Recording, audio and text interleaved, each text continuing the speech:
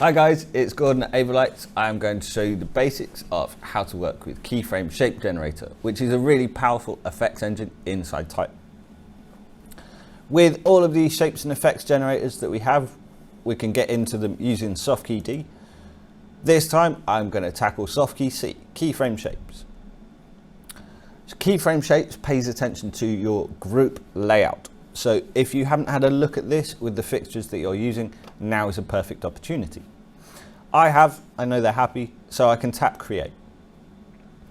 Here, Keyframe Shape Generator will give you full access to everything inside your console.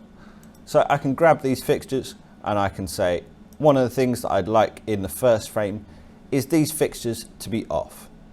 Rather than it working the same way as putting normal values into the programmer, where this attribute would be highlighted and the entire channel will be highlighted, there's just a little blue dot on the left hand side.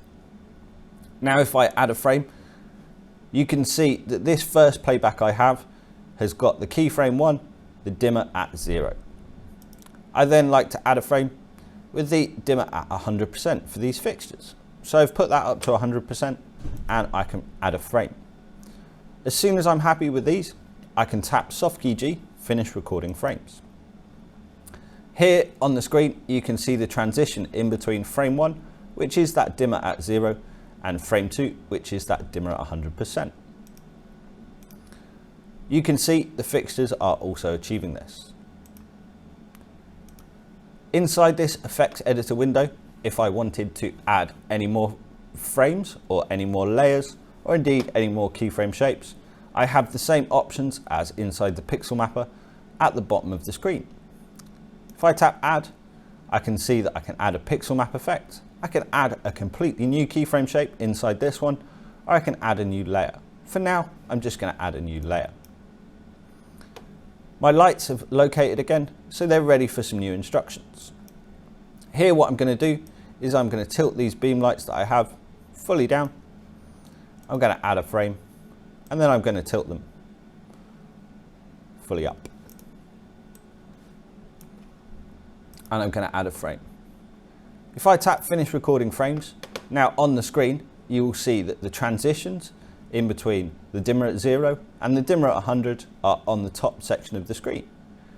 This next layer that I made, that is the frame where I have the lights pointing down, and that's the frame where I have the lights pointing up. On any of these frames, I can choose this curve icon on the right hand side of it to change whether it goes from a normal crossfade to an ease start or end, ease both, bounce or snap. If I choose this, then you can see that frame 1 to frame 2 here is going to snap. So it's going to snap from the dimmer being at 0 to the dimmer being at 100. You can see that now when my lights are coming down, the intensity is on, and when my lights are going up, the intensity is off.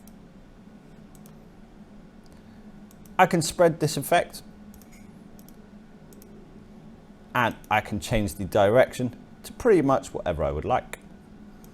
If I put this direction and this spread on there, then the console is going to work out based on the group layout how to send this information out, do all that hard work for you. So now I have this effect going on.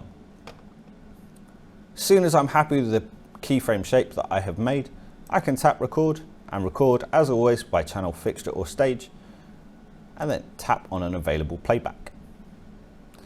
If I wanted to edit any one of these frames for any reason, I can tap on this little pencil icon on the frame that I'm working on.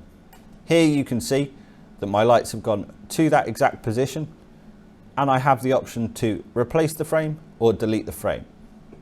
If I'm happy, I can tap finish recording frames as always inside Keyframe Shape Generator. If I change the direction at this point, it will record that new information for me. So you can now see that this keyframe shape has changed look, and I can record again. Job done. Now if I clear and exit all this information from the programmer, that was the first keyframe shape that I made. And this is the second keyframe shape that I made. There's no need to clear and exit and start from scratch every single time. You can carry on working inside the keyframe shape generator up until you're happy. I could then combine this with some of the other effects that I already have programmed into my show to create some really interesting visual looks. Thanks for watching, guys, and tune in to the next one.